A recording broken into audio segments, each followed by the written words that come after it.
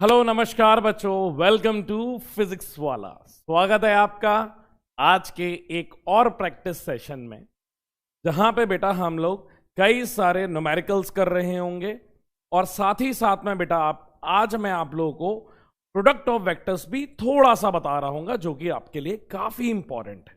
Clear है sir? ये practice session आप क्यों करवा रहे हो? इतना क्या जरूरत है इसकी? हम लोग के रेगुलर लेक्चर तो चल ही रहे हैं, तो साथ में आप हमें प्रैक्टिस सेशन क्यों दे रहे हो? बेटा फिजिक्स की अगर बात करें ना, तो हर बच्चे को फिजिक्स से बहुत डर लगता है। ठीक है, इसका एक कारण, एक मेन रीजन ये है कि सर इसमें बहुत ज्यादा मैथ्स होती है और मैथ्स मुझे बिल्कुल पसंद नहीं है, बिल्कुल अच्छी ही नहीं लगती है मैथ।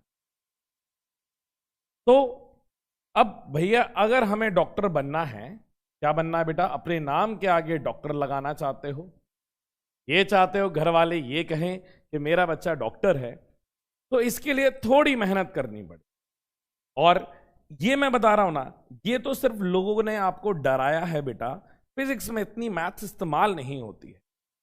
और फिजिक्स डॉक्टर बनने के लिए अगर हमें सीखना है, जिससे कि हमारी फिजिक्स स्ट्रांग नहीं बहुत ज्यादा स्ट्रांग हो जाए, स्ट्रांग नहीं बहुत ज्यादा स्ट्रांग हो जाए, तो उसके लिए बेटा सिर्फ और सिर्फ एक ही चीज लगती है, वो है प्रैक्टिस।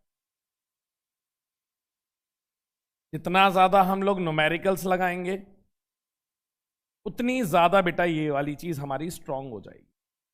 आप विश्वास नहीं मानोगे, नीट की जब बच्चे तैयारी करते हैं, 12th के बाद 1 ड्रॉप 2 ड्रॉप 3 ड्रॉप लेते हैं जिसकी कोई जरूरत नहीं है, और फाइनली उनके नंबर जो कम आते हैं, फिजिक्स और केमिस्ट्री और बायोलॉजी तो बढ़िया सीख जाते हैं, पर हमेशा उनका ये वाला पार्ट बेटा वीक रह जाता है। उसका कारण क्या है? समय नहीं दोगे, प्रैक्टिस नहीं करोगे, न्यूमेरिकल नहीं लगाओगे, तो कैसे स्ट्रांग हो जाएगा? बड़ा सुंदर सब्जेक्ट है। क्या मांगता है आपसे? आपका टाइम मांगता है। क्या मांगता है आपसे? आपकी प्रैक्टिस मांगता है। क्या मांगता है कि यार मुझे तुम ज्यादा से ज्यादा सॉल्व करो और मैं आ जाऊंगा। और उसी चीज को करने के लिए बेटा हम लोग प्रैक्टिस सेशन लेकर के आए हैं, कि जो चीज जो क्लासेस चल रही है वहां पे थ्योरी देख रहे हैं, न्यूमेरिकल्स देख रहे हैं, और ज्यादा न्यूमेरिकल्स अगर हमें करने हो, क्योंकि हम सिलेक्शन तो ले ही लेंगे, अब लड़ाई है रैंक की। तो हमें सिलेक्शन के लिए तो पढ़ना ही पढ़ना है बेटा, प्लस रैंक के लिए पढ़ना है। हमारा सपना एम्स में पहुंचना है, उससे नीचे की हम बात ही नहीं करेंगे। हम अपना बेस्ट देंगे जिससे कि हमें कॉलेज भी बेस्ट ही मिले। तो उसके लिए बेटा हम अपनी पूरी जी जान, मैंने बताया ना कि हम अपना पूरा एफर्ट, आप और मैं कदम से कदम चलाएंगे, साथ में मेहनत करेंगे, साथ में संघर्ष करेंगे, साथ में पढ़ाई करेंगे, और साथ में ही ये सपना पूरा। तो प्लीज बच्चों ये लेक्चर आप पूरा देखना, सीरियसली लिखना। मैं समझ रहा हूं कि यार सर ये रिकॉर्डेड है, मेरे डाउट्स तो आ रहे हैं ना, पर आप सुन ही नहीं रहे हो मेरे डाउट्स को। तो मैं क्या कह रहा हूं कि बेटा मंडे को जो आपका लाइव सेशन होगा, मैं सारी की सारी स्लाइड्स लेके आऊंगा। मंडे को भले ही अपन कुछ नहीं पढ़ेंगे, पर जो भी क्वेश्चन में डाउट है वो एक एक सवाल अपन मंडे की क्लास में लगा रहे होंगे। क्लियर है बच्चों? हाँ जी सर, आप चल सकते हो। यहां पे बेटा कुछ क्वेश्चंस हैं, इन क्वेश्चन को करने से पहले हैं तो काफी सारे न्यूमेरिकल्स, पर इन न्यूमेरिकल्स को करने से पहले मैं आपको क्या बताना चाहता हूं, अभी मैं आपको थोड़ा सा थ्योरी पढ़ाना चाहता हूं, ज्यादा नहीं, जस्ट 20 मिनट्स। क्या चीज सर? सबसे पहले बेटा मैं आपको बताना चाहता हूं प्रोडक्ट ऑफ वेक्टर्स के बारे में, कि बेटा हम लोग प्रोडक्ट ऑफ वेक्टर कहो या मल्टीप्लीकेशन ऑफ वेक्टर कहो, क्योंकि सर हमने क्या क्या सीख लिया है? सर हमने वेक्टर्स का एडिशन सीख लिया है, एडिशन ऑफ वेक्टर ये हम लोगों ने सीख लिया है। दूसरी चीज हमने क्या सीख ली है? सबट्रैक्शन ऑफ वेक्टर, ये सीख लिया है सर। अब थर्ड चीज आ रही है, दैट इज मल्टीप्लीकेशन ऑफ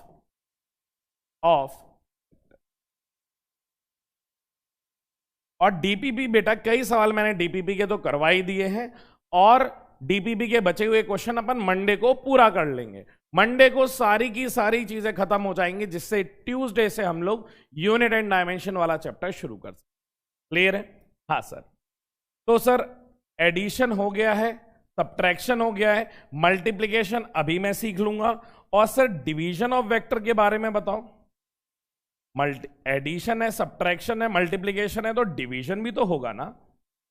तो बेटा इसका ये जवाब है कि वेक्टर्स का हम लोग डिवीजन ऑफ वेक्टर नहीं होता ही नहीं है, एग्जिस्ट नहीं करता है, हम पढ़ते ही नहीं हैं। तो हम किसी भी वेक्टर का या एडिशन कर रहे होंगे, या सब्ट्रैक्शन कर रहे होंगे, या मल्टीप्लिकेशन कर रहे होंगे, डिवीजन नहीं करते हैं। क्यों नहीं करते हैं इसका जवाब मैं आपको मंडे को दूंगा कि क्यों नहीं करते हैं। काम का नहीं है, फिर भी मैं बता दूंगा कि क्यों नहीं करते। क्लियर है? ठीक है सर। तो आप ये कहना चाह रहे हो अब हमारा बस एक ही पार्ट रह गया है वेक्टर्स का, that is multiplication of vector. अगर मल्टीप्लिकेशन ऑफ वेक्टर की बात की जाए बेटा, तो हमारे पास दो मल्टीप्लिकेशन होते हैं। पहला जो मल्टीप्लिकेशन ऑफ वेक्टर कहलाता है, कौन सा वाला बेटा? फर्स्ट वाला जो मल्टीप्लिकेशन कहलाता है उसे हम कहते हैं डॉट प्रोडक्ट। क्या बोलते हैं बेटा? डॉट प्रोडक्ट बोलते हैं। क्लियर है? हाँ जी सर। डॉट प्रोडक्ट का एक और नाम है, that is known as scalar product. क्या नाम है बेटा इसका? स्केलर प्रोडक्ट है। मतलब यहां पे जब हम दो वेक्टर का मल्टीप्लाई करेंगे तो यहां पे जो रिजल्ट मिलने वाला है बेटा वो एक स्केलर क्वांटिटी होती है, इसलिए इसको स्केलर प्रोडक्ट बोला जाता है। कितनी खूबसूरत बात है कि दो वेक्टर का मल्टीप्लाई किया और रिजल्ट जो हमें मिला वो एक स्केलर मिल गया। That is a beauty. देखो कैसे। दूसरा वाला बेटा अभी मैं बताऊंगा। तो पहला हमें पढ़ना है क्या? Dot product. जैसे फॉर एग्जाम्पल मैंने अभी क्या बोला कि दो वेक्टर का, ये वेक्टर 1 है, इनटू नहीं, यहां पे मल्टीप्लीकेशन है ना, तो डॉट लगाते हैं। डॉट, ये क्या है बेटा? वेक्टर कोई होगा दूसरा।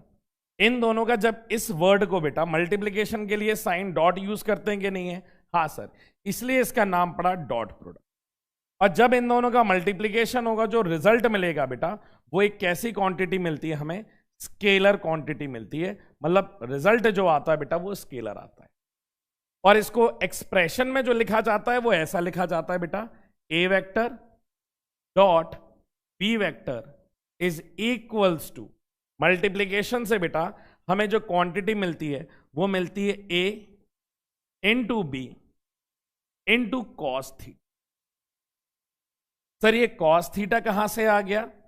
बेटा कॉस थीटा जो होता है that is the angle between vectors. ये क्या होता है बेटा? एंगल बिटवीन किस किस के बीच का? ए वेक्टर डॉट बी वेक्टर के बीच का एंगल होता है। ये मतलब होता है बेटा डॉट प्रोडक्ट का। क्लियर है? जैसे फॉर एग्जाम्पल आपने बेटा, एग्जाम्पल के तौर पे आप इधर पे समझो, इधर पे लिख देता हूं एग्जाम्पल। एग्जाम्पल के तौर पे आप समझो कि मान लो आपके पास एक ए वेक्टर है, हाँ सर, और इधर से जुड़ा हुआ ये आपके पास एक दूसरा वेक्टर है, जो कौन सा वेक्टर है? बी वेक्टर है। ए वेक्टर जो है बेटा वो 10 न्यूटन है। कौन सा वेक्टर है? ए वेक्टर है। और ये आपके पास बी वेक्टर दिया गया है, इसकी वैल्यू कितनी है बेटा? 5 न्यूटन। इन दोनों के बीच में जो एंगल बन रहा है दैट इज 60 डिग्री। और आपसे सवाल क्या पूछा गया? आपसे यह पूछा गया कि भैया एक काम करो, ए वेक्टर डॉट बी वेक्टर करो और क्या रिजल्ट आएगा मुझे ये बताओ। तो आप क्या कहोगे कि सर मुझे अभी आपने फॉर्मूला लिख के बताया, ए वेक्टर डॉट बी वेक्टर का जो रिजल्ट होता है दैट इज इक्वल्स टू बेटा ए का मैग्नीट्यूड बी का magnitude into cos of theta. मतलब यहां पे मल्टीप्लाई किसका होता है बेटा? कॉस थीटा का होता है। तो यहां पे ए का मैग्नीट्यूड कितना है? 10, तो आप लिखोगे 10। बी का मैग्नीट्यूड कितना है बेटा? 5 इंटू कॉस इंटू 5, और यहां पे क्या आएगा? कॉस थीटा कितना है? 60 डिग्री। तो सॉल्व कर दो तो यहां पे आ जाएगा सर 10 इंटू 5, कॉस 60 इज 1/2। 2 से ये बेटा 5 टाइम्स चला गया, 5 इंटू 5 इज 25। तो ए डॉट बी का जो रिजल्ट आ जाएगा बेटा दैट इज 25 न्यूटन। आप देखिए ये इस तरीके से आता है, इस तरीके से आता है। क्लियर है कि नहीं है? हमें करना ये है। पर सर ये फॉर्मूला आया कैसे, आप मुझे ये तो बता दो। मैंने कहा मैं बिल्कुल बताता हूं। बेसिकली बेटा ये कहता क्या है, ये कहता क्या है, इसकी बात को समझाते हैं। इसके स्टेटमेंट को मैं आपको समझाता हूं कि इसका स्टेटमेंट आपको क्या समझाने की कोशिश कर रहा है। इसका स्टेटमेंट ये कहना चाह रहा है कि जैसे मान लो आपके पास दो वेक्टर हैं, ये एक ए वेक्टर है बेटा, हाँ सर, ये कौन सा वेक्टर दिया गया है, पी वेक्टर दिया गया है, और इसके बीच में एंगल कितना है बेटा, मान लो थीटा है। ये कौन सा वेक्टर है, ए वेक्टर है, और ये कौन सा वेक्टर है, बी वेक्टर। तो ये क्या कहता है कि जो बी वेक्टर प्रोडक्ट आता है वो किसी एक वेक्टर का दूसरे वेक्टर के कंपोनेंट के बराबर होता है।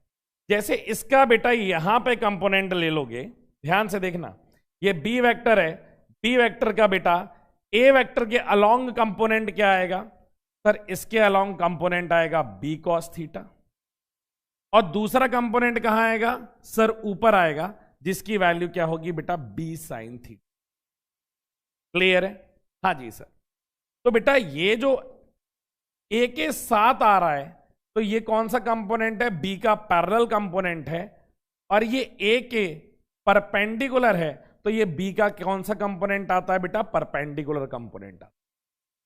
तो ये परपेंडिकुलर कंपोनेंट ए से कितना एंगल बना रहा है सर, 90 डिग्री का एंगल बना रहा है, और cos 90 क्या हो जाता है बेटा, 0 आ जाता है। इसीलिए हम ये वाले कंपोनेंट को कंसिडर नहीं करते हैं। मतलब जब भी कोई वेक्टर किसी दूसरे वेक्टर से 90 डिग्री बनाएगा तो उसका रिजल्ट बेटा 0 निकल के आता है। क्या कह रहा हूं, दोबारा से सुनो, कि जब भी कोई एक वेक्टर दूसरे वेक्टर से 90 डिग्री बनाएगा तो उसका रिजल्ट जो आएगा वो 0 आएगा।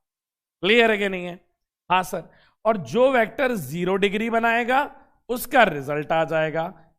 ठीक है, तो A vector dot B vector किसके बराबर आ जाएगा सर, ए का मैग्नीट्यूड, हाँ सर ये ए का मैग्नीट्यूड है, और ए के साथ कौन जा रहा है सर, बी कॉस थीटा। तो बेटा ये फॉर्मूला इधर से आता है, इस बात को समझो, ये फॉर्मूला इस तरीके से बनता है। आपके लिए ये फॉर्मूला याद करना इंपॉर्टेंट है। क्लियर है कि नहीं है? अब इसमें आपसे ये पूछा जाएगा, क्या पूछा जाएगा, कि कब कब डॉट प्रोडक्ट 0 होगा, when dot product is 0। Dot product कब कब 0 हो जाएगा? मैंने कहा पहले तो सर फॉर्मूला लिख के बताओ डॉट प्रोडक्ट का है क्या।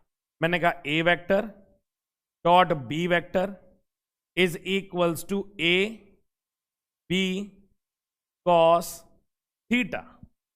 कहा कि डॉट प्रोडक्ट कब कब 0 होगा, तो मेरा जवाब है कि जब भी बेटा ये थीटा की वैल्यू, ध्यान से सुनना, जब भी ये थीटा की वैल्यू क्या होगी, 90 डिग्री होगी।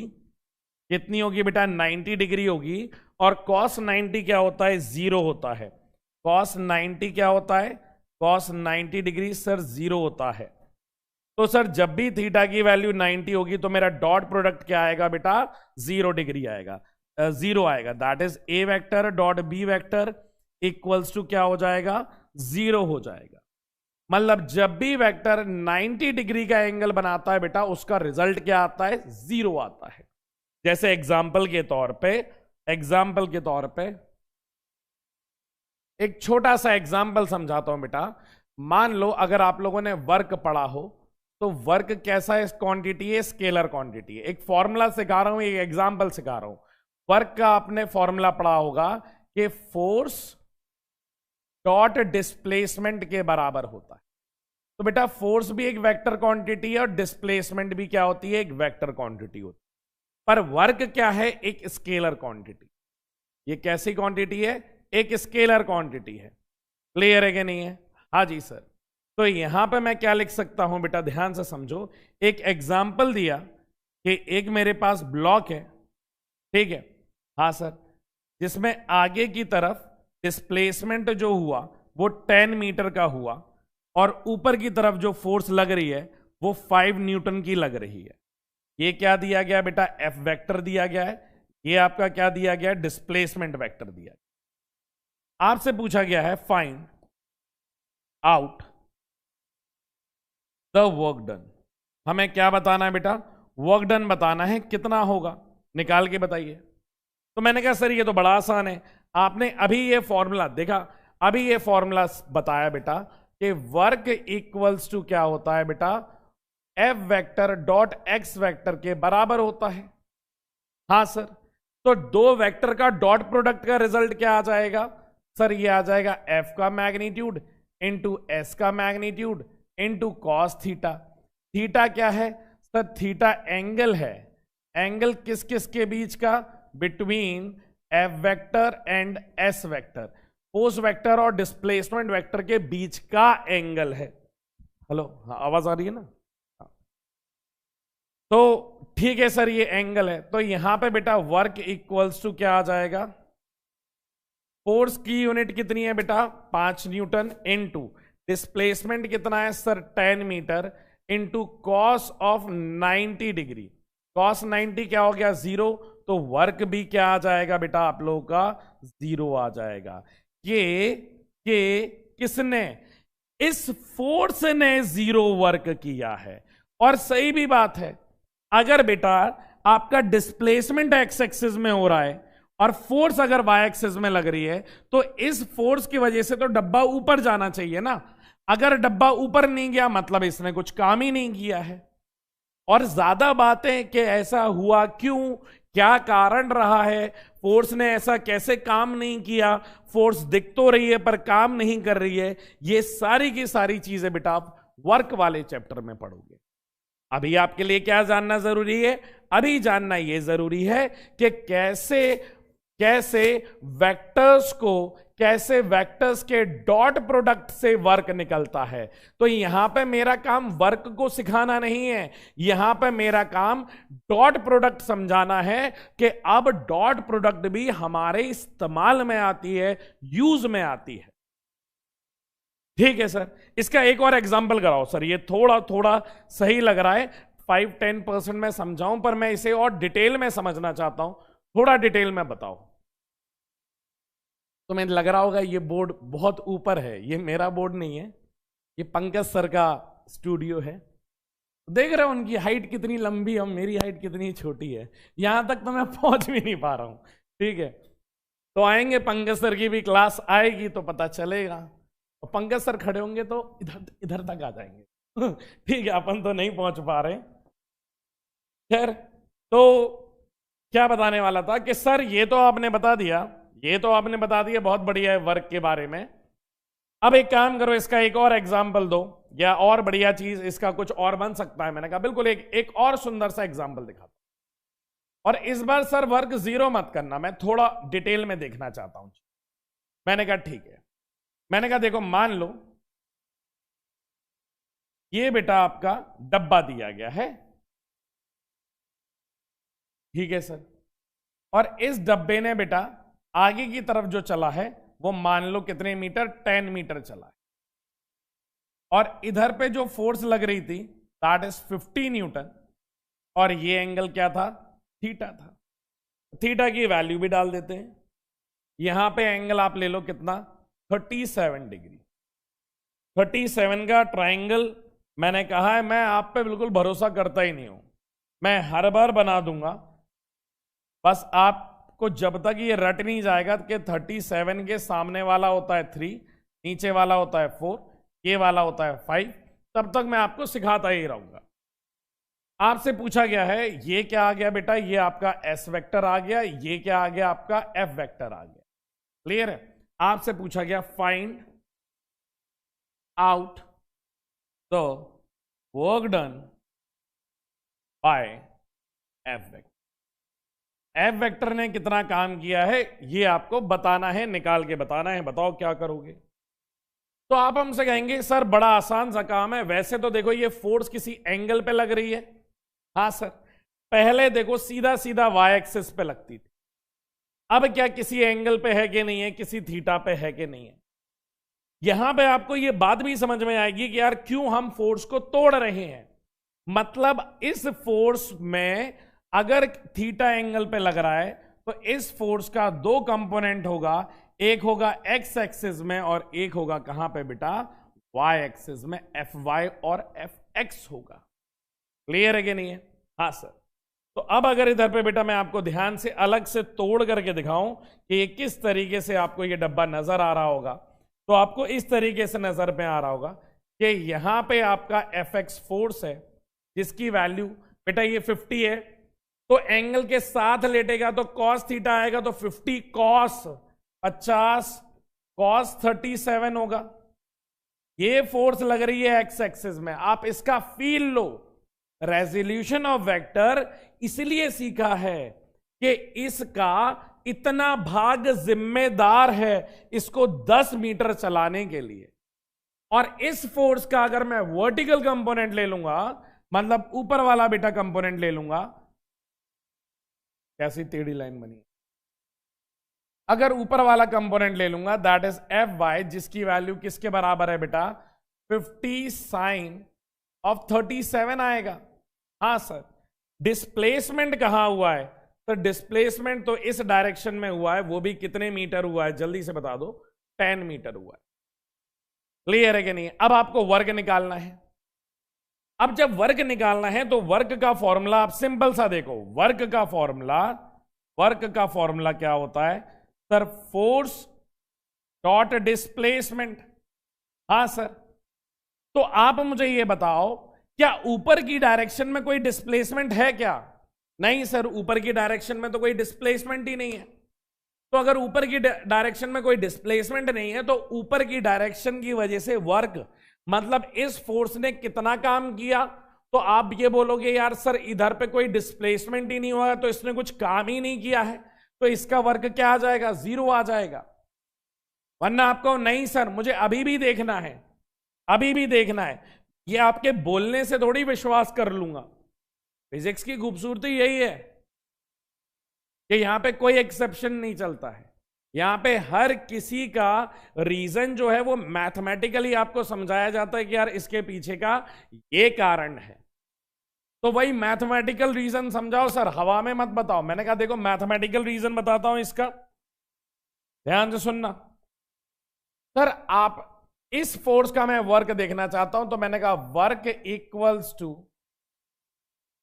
क्या, equals to work equals to force in Y axis into displacement into cos theta के बराबर। हाँ sir. Force in Y axis, बेटा साइन 37 की वैल्यू कितनी होगी जल्दी से बता दो सर। साइन 37 3/5 होगा, 5 से ये कितनी बार चला गया? 10 बार। 10 इंटू 3 तो 30 न्यूटन आएगा ऊपर। तो फोर्स कितनी आ गई? 30 न्यूटन। डिस्प्लेसमेंट कितना है? 10 कॉस थीटा बताओ। थीटा देखो, डिस्प्लेसमेंट और ये वाले फोर्स के बीच में एंगल कितना बन रहा है? 90 डिग्री। तो यहां पे कॉस आ जाएगा 90, कॉस 90 हो गया 0, तो ये पूरा का पूरा वर्क क्या आ रहा है? 0 आ रहा है। तो मैं जो आपको बात समझा रहा था कि यार ऊपर देखो डिस्प्लेसमेंट ही नहीं है तो इस फोर्स ने कुछ काम नहीं किया है, ये सेम एक्सप्लेनेशन मैं आपको मैथमेटिकली भी दिखा सकता हूं। तो सर इसको डिस्प्लेसमेंट किसने दिया है आप मुझे ये बताओ।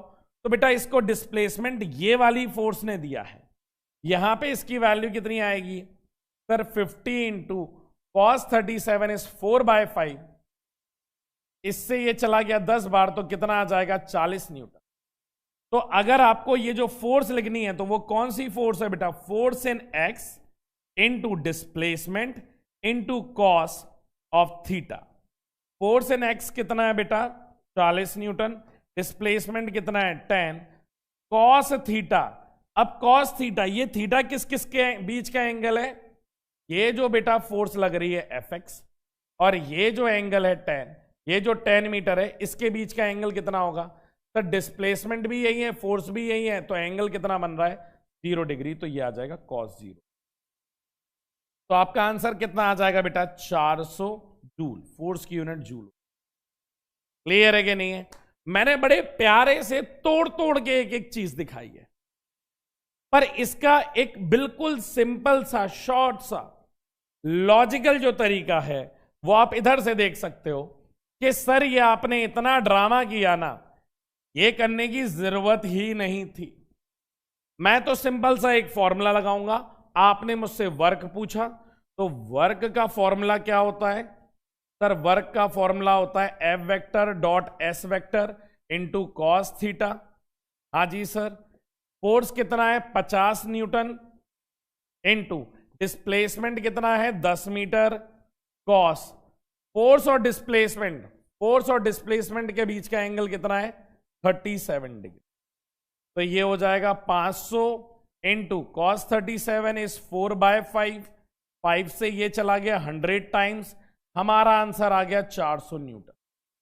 सर ये तो 2 लाइन में आ गया आंसर, तो आपको ये ड्रामा करने की क्या जरूरत थी? ये ड्रामा करने की इसलिए जरूरत थी कि बेटा एक एक पॉइंट को एक्सप्लेन करके आपको समझाया जा रहा है। पहले आप उसके अंदर का इंसाइट सीखो कि ये चीज आई कैसे। ये जो फोर्स है बेटा, डायरेक्ट आप इसको रख लो और फोर्स के टुकड़े करके भी देखोगे तब भी सेम रिजल्ट आएगा। तो सर हमें ये करना है या ये करना है? तो मेरा जवाब होगा ये करना है। क्लियर है? अब मैं 2-3 एग्जांपल देता हूं सेम। आपको कुछ नहीं करना है, सिर्फ रिजल्ट निकालना है। ध्यान से देखो, ये क्या दिया गया है बेटा आपका? सर यहां पे आपको दे दिया 20 मीटर, और ये जो वैल्यू दे दी है ये 10 न्यूटन की फोर्स दे दी गई है। एंगल जो दे दिया है 60 डिग्री दे दिया। आपको क्या निकालना है? वर्क निकाल। जल्दी से ट्राई करो क्या आ रहा है, जल्दी से ट्राई करो। तब तक यहां पे एक और सवाल लिखता हूं। यहां पे बेटा फोर्स दे दी 10 न्यूटन, यहां पे आपका डिस्प्लेसमेंट दे दिया 2 मीटर का। यहां पे भी क्या निकालना है बेटा? वर्क निकालना है। ठीक है? हाँ जी। यहां पे अगला एग्जाम्पल देखो, यहां पे दे दी फोर्स 5 मीटर। कितने मीटर बेटा? 5 मीटर। यहां पे दे दिया आप लोगों को कितने न्यूटन का फोर्स? 10 न्यूटन का फोर्स। और ये जो एंगल दे दिया बेटा दैट इज 120 डिग्री। आपको क्या निकालना है? वर्क निकालना है। तीनों में सेम करना है, आपको कुछ भी नहीं करना है। जितना मैं बता रहा हूं सिर्फ उतना करना है। क्या सर क्या करना है? जल्दी से एक बार फिर से बता दो। तो आपको बेटा वर्क का फॉर्मूला लगाना है जो कि क्या होता है? F डॉट S के बराबर होता है। फोर्स कितना है आप ये देखो सर 10 न्यूटन। डिस्प्लेसमेंट कितना है? 20। यहां पे कॉस ऑफ थीटा। तो डिस्प्लेसमेंट कितना है सर? डिस्प्लेसमेंट 20 है। Cos theta that means cos of 60 degree. Cos 60 होता है 1/2, तो 10 इंटू 20 इंटू 1/2। इससे ये 10 बार चला गया, 10 इंटू 10 दैट इज 100 जूल। बस आपको इतना काम करना है। ये कहानी क्यों है? ये कहानी अभी नहीं, आगे धीरे धीरे समझ में आई। समझ में आ रहे? कई बार हमारे पेरेंट्स भी कई चीजें हमें समझाते हैं इनिशियली, तो हमें वो बात उस समय पे समझ में नहीं आती है। क्लियर है? फिर कुछ समय बाद समझ में आती थी, अच्छा इस कारण से मुझे ये चीजें समझाई जा रही थी। तो इस चीज को हल्के में मत लेना। ये बेटा दोबारा से आपके जीवन में आएगा जब आप वर्क पढ़ रहे होगे। देख लो, कोई चीज अचानक से तुम्हारे सामने आएगी तो तुम सरप्राइज हो जाओगे, पर किसी चीज को आपको रेगुलर देखने की आदत है तो आप घबराओगे नहीं, आप संभाल ले जाओगे। उस करना तो सिर्फ ये है, ये मैंने उसका ऑपरेशन करके दिखाया है। यहां पे देखो, जैसा कि आप वर्क का फॉर्मूला जानते हो कि वर्क इक्वल्स टू क्या होता है बेटा? Sir force into displacement into किसके बराबर हो जाएगा? यहां पे कॉस थीटा हो जाएगा। तो फोर्स कितनी दी गई है? 10 न्यूटन इंटू डिस्प्लेसमेंट कितना है? 2 मीटर कॉस। फोर्स के बीच में और डिस्प्लेसमेंट के बीच में एंगल बताओ आप तो हमें, कितने डिग्री है? 90 डिग्री है। तो ये आ जाएगा कॉस ऑफ 90 डिग्री, और कॉस 90 क्या होता है बेटा? 0। बड़ा सिंपल तरीका है, आप देख लो, और कुछ करना ही नहीं है। इसमें देखना वर्क क्या इक्वल्स टू बेटा, वर्क इक्वल्स टू 5 क्या होता है, force into displacement into cos of 120 degree. ठीक है सर, तो फोर्स की वैल्यू कितनी दी गई है सर, फोर्स की वैल्यू मेरी 10 न्यूटन दी गई है। डिस्प्लेसमेंट कितना है सर, मेरा 5 मीटर है। Cos of 120 degree, sir cos 120 कैसे निकालूंगा? मैंने कहा वैसे तो मैं आपको स्टार्टिंग से कहता हुआ आ रहा हूं कि बेटा कॉस 120 की वैल्यू बहुत इंपॉर्टेंट है, -1/2 होती है, और ये रट मारो, कॉस 120 की वैल्यू रट मारो, अभी नहीं आगे भी काम आएगा। ठीक है, तो ये प्रिवेंशन लेकर के चलो, तो 10 × 5 इंटू माइनस का 1/2, इससे ये चला गया तो कितना हो जाएगा बेटा, ये 5 हो जाएगा, तो आपका आंसर -25, -25। अभी ये मत परेशान होना सर, वर्क तो स्केलर क्वांटिटी है, नेगेटिव कैसे आ गया इसका रिजल्ट? किसी भी स्केलर क्वांटिटी का नेगेटिव रिजल्ट आ सकता है क्या? आ सकता है, पर उसका सिग्निफिकेंस अलग है। वो सिग्निफिकेंस आप कब जानोगे, जब आप वर्क को पढ़ोगे, उसका सिग्निफिकेंस है, पर बहुत अलग है। ये कोई डायरेक्शन के बारे में मत बता रहा है, किसी चीज का घटना बता रहा है। मेरे पास आज अभी इस समय पे जेब में 100 रुपए हैं, मैं मार्केट गया, कोई सामान 150 रुपए का मिला, मैंने दुकान वाले से बोला भैया यार मेरे पास अभी सिर्फ 100 रुपए हैं, 50 रुपए की उधारी ले लो, मैं आकर के दे दूंगा। तो वो 50 रुपए मेरे लिए क्या हो गए, नेगेटिव हो गए, मुझे उधारी देनी है उसकी। तो सेम ये -25 बेटा एक उधारी की तरह वर्क है। जब वर्क पढ़ोगे तो बहुत अच्छे से क्लियर है। हाँ जी सर, ठीक है सर, तो डॉट प्रोडक्ट का कुछ फंडा तो समझ गया कि दो कोई वेक्टर्स होंगे, उनके बीच का एंगल होगा, वेक्टर का मैग्नीट्यूड डालना है और रिजल्ट निकाल। मैंने कहा बिल्कुल सर। अब इसी में बेटा एक बड़ी इंपॉर्टेंट चीज और समझो, एक इंपॉर्टेंट चीज और समझो।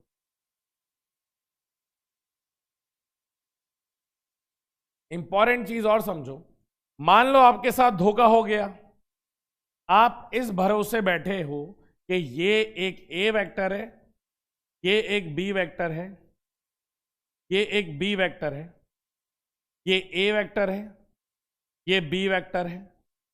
आपको ये थीटा नहीं दिया और आपसे पूछा find angle between A vector and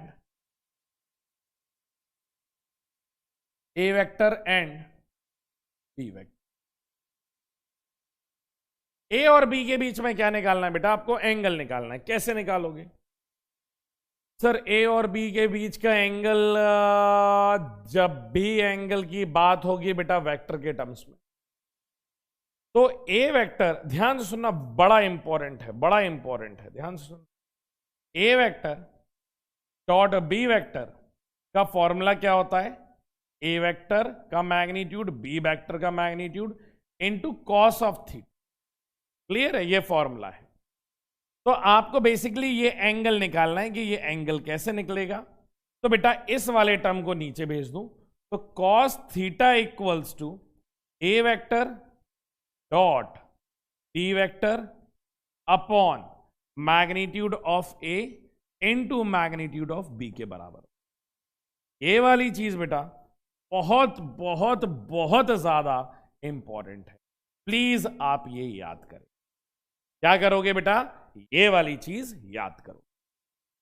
इसी के साथ एक और इंपॉर्टेंट चीज, सर इस पे क्वेश्चन करवा दो। मैंने कहा ये अभी अधूरा है, इसके साथ एक चीज और सीखो तो ये अधूरा पूरा हो जाएगा, पर इसके साथ कुछ आपको सीखना पड़ेगा और जरूरी चीज देखो। क्या चीज बेटा, अगर मान लो कि आपके एग्जाम्पल के तौर पे, या फिर ये भी इंपॉर्टेंट चीज, अगर मान लो आपको एक ए वेक्टर दिया गया है जिसकी वैल्यू 2i कैप है, प्लस 3j कैप है, प्लस 4k, और ये बी वेक्टर दिया गया है जिसकी वैल्यू 3i कैप है, प्लस 5j कैप है, प्लस 7k कैप। फाइंड ए वेक्टर डॉट बी वेक्टर। किसी ने ऐसा बोल दिया कि ये निकाल के बताओ, तब आप क्या करोगे, या इस स्थिति में आप क्या कर सकते हैं ये बताइए। सर आपने ऐसा आई जे के में तो समझाया ही नहीं है। आपने तो मुझे क्या समझाया कि ए वेक्टर का मैग्नीट्यूड बी वेक्टर का मैग्नीट्यूड इनटू कॉस थीटा। तो यहां पे एंगल कैसे देखूंगा, तो इसका जैसा सिंपल फंडा बता रहा हूं वैसा याद रखना कि जब भी बेटा A vector dot B vector बोला जाएगा, जब भी डॉट, ध्यान से सुनो, जब भी ए वेक्टर डॉट बी वेक्टर बोला जाएगा तो आप क्या करेंगे, आई का मल्टीप्लाई आई से करेंगे, प्लस जे का मल्टीप्लाई जे से करेंगे, ये डायरेक्शन है बेटा, प्लस के का मल्टीप्लाई के से करेंगे।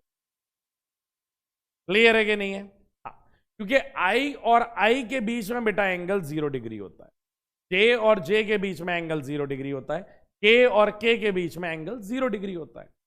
क्योंकि यहां पे बेटा आपका जो डॉट प्रोडक्ट निकल के आने वाला है वहां पे रिजल्ट क्या आता है, कॉस ऑफ 0 डिग्री, तो उनकी वैल्यू क्या होती है बेटा, 1 होती है।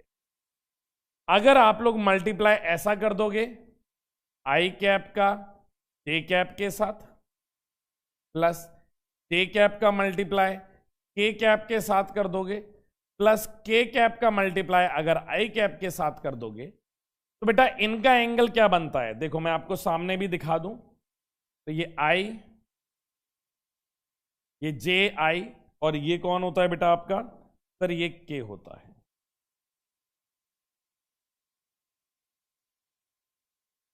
ये कौन से एक्सेस है, के है।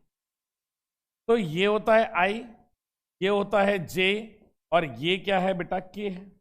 तो आई और जे में एंगल कितना होता है, 90 डिग्री, और जे और के में भी एंगल कितना होता है बेटा, तो 90 डिग्री होता है, और आई और के में भी एंगल कितना होता है, 90 डिग्री होता है। तो हर जगह एंगल जो बन रहा होता है बेटा वो 90 डिग्री, और कॉस 90 कितना होता है, सर कॉस 90 की वैल्यू तो 0 होती है। तो बड़ा सिंपल सा रहता है, आप तो बस आई का मल्टीप्लाई आई से करना। तो ए डॉट बी पूछा है, तो A vector dot B vector को कैसे लिखूंगा, आई का मल्टीप्लाई आई से करोगे तो 3 इंटू 2 करना है, 3 इंटू 2, आई का आई से करना है, जे का मल्टीप्लाई जे से करना है, तो प्लस क्या हो जाएगा, 3 इंटू 5, प्लस के का मल्टीप्लाई के से करना है तो 7 इंटू, बेटा ये मल्टीप्लाई करना है, तो क्या आ जाएगा, 3 2 जा 6, 5 3 जा 15, प्लस 7 चौके 28। ये बेटा आपकी वैल्यू आ जाएगी, कितना हो जाएगा, 15 और 6 दैट इज 21 प्लस 28, ऐड कर दो तो आंसर कितना आ जाएगा बेटा, 40। यही आंसर है बस। सर जब मल्टीप्लाई करेंगे तो आई नहीं आएगा क्या, नहीं आएगा। आई क्या बता रहा है, डायरेक्शन, डॉट प्रोडक्ट का मल्टीप्लाई करने के बाद डायरेक्शन नहीं आती है, इस बात को आप अच्छे से समझ लीजिए। क्या ये बात क्लियर है आप लोगों को? तो इसी तरीके से बेटा इतना ही सिंपल ये चीजें हैं। और एग्जाम्पल देखते हैं, हम बिल्कुल परेशान मत हो। इधर पे देखो, एग्जाम्पल के तौर पे हमें इस बार फोर्स दे दिया कि एफ जो वेक्टर है, एफ वेक्टर है that is 2i cap plus 3j cap plus 4k का सेम वैल्यू हो गई, 10i cap 5j cap plus 2k cap. ये बेटा k वेक्टर दे दिया। डिस्प्लेसमेंट वेक्टर जो है दैट इज इक्वल्स टू 10 की जगह कर लेता हूं इसको 3i cap plus 2j cap plus 1k cap. आपसे बोला गया है फाइंड इट्स वर्क डन। क्या पूछा गया बेटा आपसे, वर्क डन पूछा गया। तो आप क्या करेंगे, आप यहां पे बेटा वर्क निकालेंगे, तो वर्क किसके बराबर होता है सर, F इंटू मतलब डॉट प्रोडक्ट ऑफ S के बराबर होता है। हाँ जी सर। तो फोर्स कितना है बेटा, ये है 10 आई कैप प्लस 5 जे कैप प्लस 2 के कैप। ये आपने फोर्स वेक्टर को लिखा, क्लियर है। फिर इधर पे कौन सा आ जाएगा, डिस्प्लेसमेंट वेक्टर कितना है सर, ये 3 आई है प्लस 2 जे है प्लस के है, के कैप। अब आपको करना क्या है, सिर्फ इतना सा स्टेप करना है, आई का मल्टीप्लाई आई से करना, जे का मल्टीप्लाई जे से करना और के का मल्टीप्लाई के से करना। इतनी प्रोसेस हो जाएगी कि नहीं हो जाएगी, जल्दी से बता दो सर, एक बार फिर से बता दो। के का के से, के का के से और आई का आई से, इतना करना है, क्लियर है।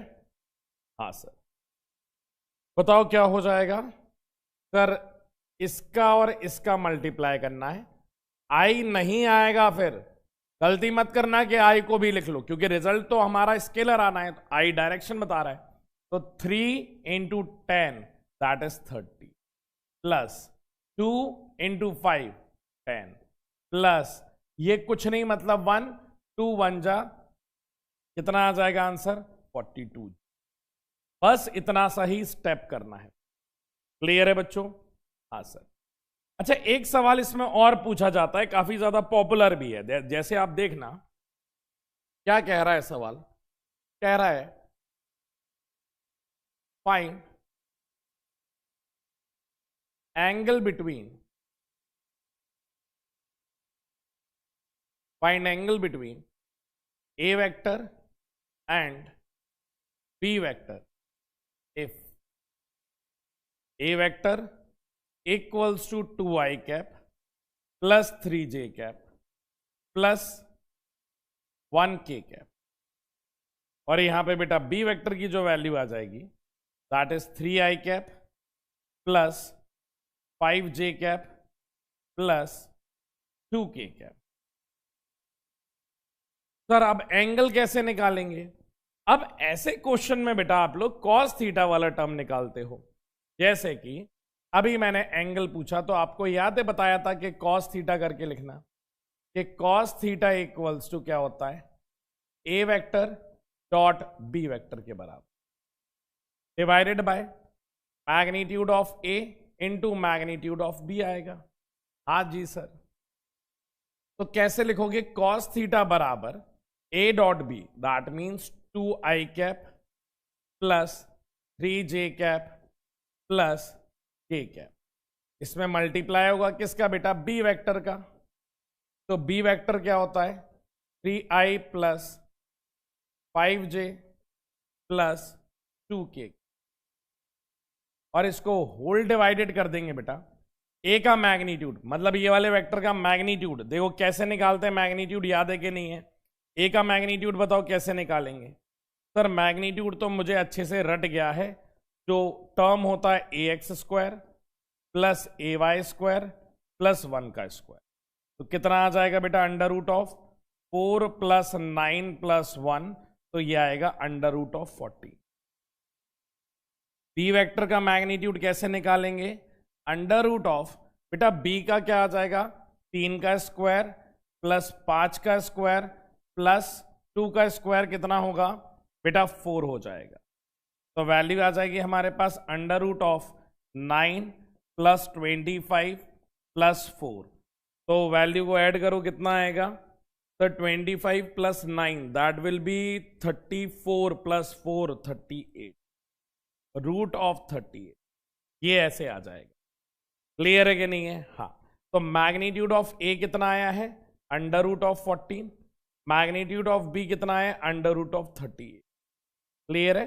हाँ, अब यहां पे बेटा इन दोनों का डॉट प्रोडक्ट करना है, तो आई का मल्टीप्लाई आई से, तो क्या आ जाएगा, कॉस थीटा बराबर आई का मल्टीप्लाई आई से करोगे तो 3 2 जा 6 प्लस जे का मल्टीप्लाई जे से करोगे तो 5 3 जा 15 प्लस के का मल्टीप्लाई के से करोगे तो 2 इंटू 1 कुछ नहीं तो 1, तो 2 हो जाएगा divided by root of 14 into 38, multiply कर लेना बेटा जो भी आएगा, ऊपर देखो ऐड करने पे क्या आ जाएगा, 15 plus 6 that will be 21, 21 plus 2 तो ये आ जाएगा 23 divided by root of 14 into 38।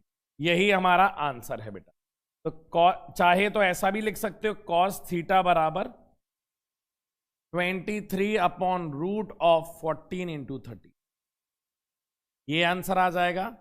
या इसको थीटा के टर्म्स में लिखें तो थीटा बराबर कॉस इधर जाएगा बेटा, तो ये कॉस इनवर्स ऑफ ऐसे भी लिख सकते हैं 23 अपॉन और रूट ऑफ 14 इंटू 30, बेटा ये भी लिख सकते।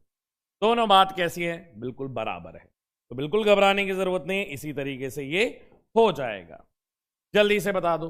हाँ जी सर। अब अगले सवाल की तरफ चलते। एक और सवाल दिया गया, if A vector is perpendicular to B vector then find the value of alpha. Alpha की वैल्यू निकालनी है। ए वेक्टर बेटा आपको दिया गया है, मान लो 2i cap plus 3j cap plus alpha के कैप, और यहां पे बी वेक्टर जो दिया गया है ये बेटा 6i cap plus 3j cap plus 2k cap दिया, और आपसे बोली गई है अल्फा की वैल्यू निकालनी है। कैसे करेंगे बेटा इस टाइप के क्वेश्चंस को? देखो, ए वेक्टर डॉट बी वेक्टर का फॉर्मूला क्या होता है? ए का मैग्नीट्यूड बी का magnitude into cos of theta, यही होता है कि नहीं होता है? हाँ सर। और यहां पे जो कॉस थीटा जो दिया गया है, बोला गया है परपेंडिकुलर है ए और बी, मतलब ए वेक्टर ऐसा दिया गया है और कोई वेक्टर परपेंडिकुलर है, मतलब इसकी और इसके बीच में एंगल कितना बन रहा है बेटा? 90 डिग्री बन रहा है, और 90 डिग्री बन रहा है मतलब थीटा की वैल्यू 90 है, तो ये पूरा टर्म क्या हो जाएगा? 0 हो जाएगा। मतलब ए वेक्टर डॉट बी वेक्टर बराबर क्या हो जाएगा बेटा? 0 हो जाएगा। अब आप यहां पे ए वेक्टर को लिखिए तो ये हो जाएगा 2i cap plus 3j cap plus alpha के, और इसी के साथ डॉट प्रोडक्ट करना है 6i cap plus 3j cap plus 2k equals to 0। अब यहां पे आप देखना i का मल्टीप्लाई i से करेंगे तो 6 दूनी क्या हो जाएगा? 12 प्लस j का j से करेंगे तो 3 3 जा क्या हो जाएगा बेटा? 9। 2 का मल्टीप्लाई बेटा k का मल्टीप्लाई k से होगा, यहां पे अल्फा है तो 2 इंटू अल्फा हो जाएगा, तो 2 अल्फा हो जाएगा बराबर 0। आप ये देखिए इस तरीके से वैल्यू निकाली जाएगी। तो यहां पे कितना हो जाएगा? 12 प्लस 9, तो ये वैल्यू कितनी हो जाएगी सर? ये हो जाएगी हमारी 21। क्लियर है? प्लस 2 अल्फा बराबर 0, ये इधर जाएगा तो 2 अल्फा बराबर माइनस का 21, अल्फा की वैल्यू आ जाएगी माइनस का 21। आप देखो बेटा कितनी खूबसूरती से आपका ये रिजल्ट आ चुका है। क्लियर है कि नहीं है? हाँ जी सर। तो बेटा इसी तरीके से क्वेश्चंस रहने वाले हैं, और डॉट प्रोडक्ट इधर हो जाता है कंप्लीट। क्लियर है? अब यहां पे थोड़ा और अगर डॉट प्रोडक्ट समझाई दिया है, थोड़ा और समय लेकर के चीजों को समझा करके आपको क्रॉस प्रोडक्ट और समझा देता हूं।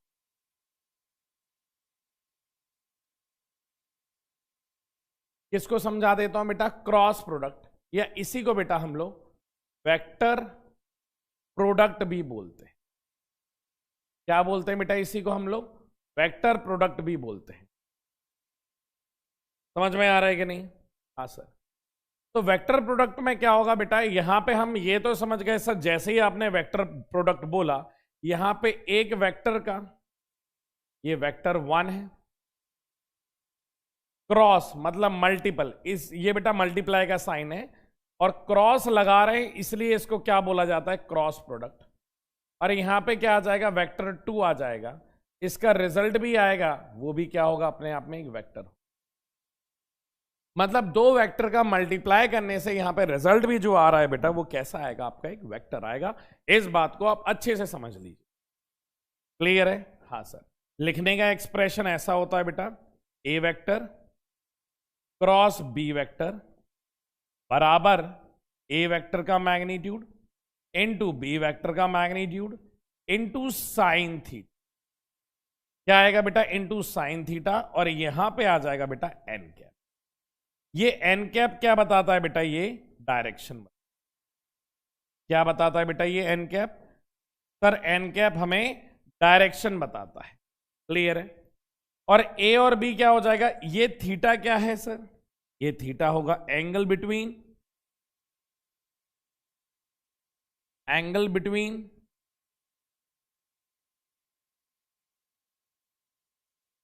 ए वेक्टर एंड बी वेक्टर। किस किस के बीच का एंगल है बेटा? ये थीटा ए और बी का बीच का एंगल है, और यहां पे ए और बी क्या है बेटा? आपके मैग्नीट्यूड है। मतलब ये जो आता है बेटा, ये पूरा का पूरा एक वेक्टर फॉर्म में आता है, जहां पे इसके पास एक मैग्नीट्यूड भी है और दूसरा इसके पास एक डायरेक्शन भी है। अगर कोई आपसे सिर्फ ये पूछेगा कि ए वेक्टर क्रॉस बी वेक्टर का सिर्फ मुझे मैग्नीट्यूड बता दो, तो आप क्या जवाब दोगे? तो सर इसका जवाब होगा सिर्फ A B sine theta. Clear है? क्योंकि एन कैप क्या बताता है बेटा? डायरेक्शन बताता है। एन कैप क्या बताता है आपका? डायरेक्शन बताता है। ये एन कैप क्या बता रहा है बेटा? डायरेक्शन। तो ये सर एन कैप है क्या बेसिकली? बेटा ये जो एन कैप दिया है मैंने, ये आपका यूनिट वेक्टर है। कौन सा वेक्टर है ये? यूनिट वेक्टर है। याद करो, यूनिट वेक्टर का काम क्या होता है? डायरेक्शन बताना। और यहां पे जो डायरेक्शन बताई जाती है वो एक स्पेशल रूल से बताई जाती है, जिस स्पेशल रूल को आप क्या बोलते हो बेटा? उस स्पेशल रूल को बोलते हो आप राइट हैंड थंब रूल। क्या बोलते हो बेटा आप इसको? Right hand thumb rule. Right hand thumb rule का इस्तेमाल क्या है बेटा? कैसे करेंगे ये मैं आपको कब बताऊंगा बेटा? मंडे को बताऊंगा। क्लियर है? इसको लगाना कैसा है, इसका यूज कैसे करना है, वो मंडे की मैं आपको लाइव क्लास में समझाऊंगा, तो और बढ़िया तरीके से समझ में आए। अभी तो आप इतना जान लीजिए कि जब भी मुझे मैग्नीट्यूड निकालना है A vector cross B vector का, तो बेटा इस तरीके से ये रिजल्ट निकलता है, निकल करके आता है। क्लियर है कि नहीं है? हाँ सर। दूसरी बात ये समझो बेटा कि अगर मैं जब भी लिखता हूं ए वेक्टर क्रॉस बी वेक्टर बराबर, मतलब क्रॉस प्रोडक्ट किया है और उसका कोई रिजल्टेंट आर वेक्टर आया है, तो ये आर वेक्टर बड़ा खास होता है। ये रिजल्टेंट जो आता है ये बड़ा स्पेशल होता है, बड़े खास तरीके की जगह पे जा रहा होता है। मतलब ये जो आर वेक्टर आता है बेटा, ये आर वेक्टर हमेशा ऑलवेज परपेंडिकुलर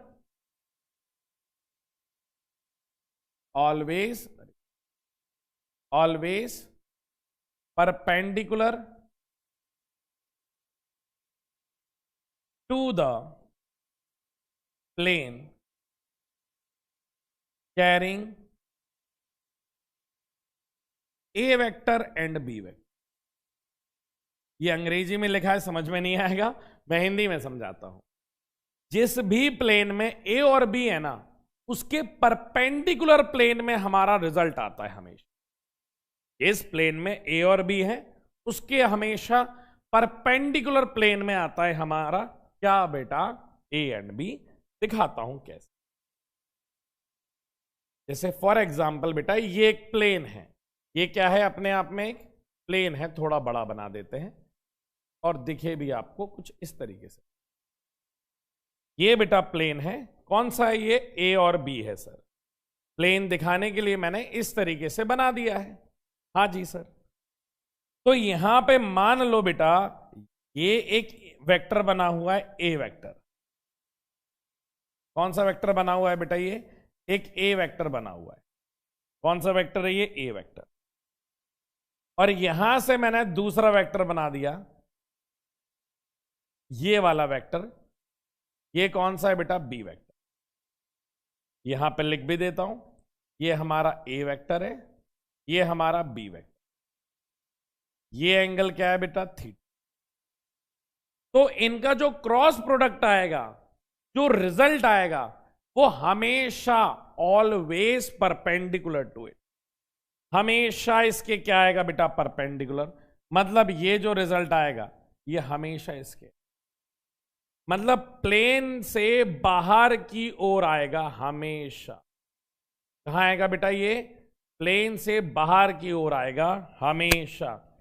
कोई भी स्थिति ऐसी नहीं रहेगी जहां पे ये प्लेन में होगा, हमेशा ये कहां होगा बेटा, प्लेन के बाहर होगा। ये मेरा रिजल्टेंट वेक्टर है जो कि ए वेक्टर क्रॉस बी वेक्टर के बराबर, क्योंकि ये वेक्टर क्वांटिटी है। मतलब इसका डायरेक्शन जब भी हम देखेंगे तो सबसे पहले तो कैसे देखेंगे, राइट हैंड थंब रूल से देखेंगे। राइट हैंड थंब रूल ज्यादा डिटेल में मैं मंडे को बताऊंगा, थोड़ा अभी बता देता हूं। राइट हैंड थंब रूल क्या कहता है, राइट हैंड थंब रूल ये कहता है बेटा, आपको मान लो ए क्रॉस बी बोला गया है, क्या बोला गया, ए क्रॉस बी बोला गया है, और ये मुझे क्या दे देता है, कोई एक रिजल्टेंट वेक्टर दे देता है जो कि कौन सा है बेटा, आर वेक्टर। तो ये कहता है कि अपनी फिंगर्स को, किसको बेटा, अपनी फिंगर्स को ए पे रखो। किसको रखना है, फिंगर्स को कहां पे रखना है, ए पे रखना है, और फिर इसको घुमाना है। फिर क्या करना है बेटा, घुमाने का जो अंग्रेजी शब्द है वो है कर्ल।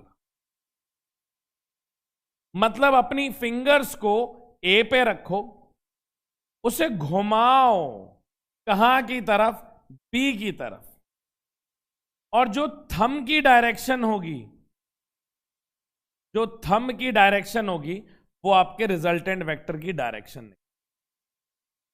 सुनने में बड़ा अजीब सा लग रहा है, बहुत आसान है, आप सुनते जाओ अभी बस। मतलब आप ये कह रहे हो मैं अपनी फिंगर्स को ए पे रखूं, घुमाऊं उसको डी की तरफ, जो लिखा है उसी सीक्वेंस में जाना है।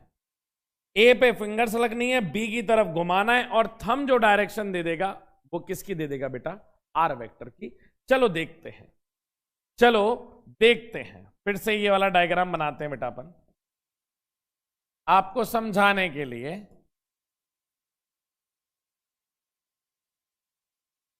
ये दो वेक्टर है, हाँ सर, पहले थोड़ा सा सिंपल लेते हैं बेटा, ये प्लेन विलेन अपन सब हटा देते हैं, थोड़ा बड़ा लेते हैं तो आपको समझ में आएगा। ठीक है सर, आप एक बात समझो बेटा इधर पे, ऐसा कि ये आपका एक ए वेक्टर है, हाँ सर, ये कौन सा है बेटा, ये आपका बी वेक्टर, ये ए वेक्टर है, ये कौन सा है, बी वेक्टर है, और ये एंगल क्या बना है बेटा, थीटा बना है। ये सामने की तरफ नहीं है, एक मिनट मुझे पेन ढूंढने दो, मैं आपको और ज्यादा बढ़िया तरीके से समझाता हूं। पेन पेन है कि नहीं है,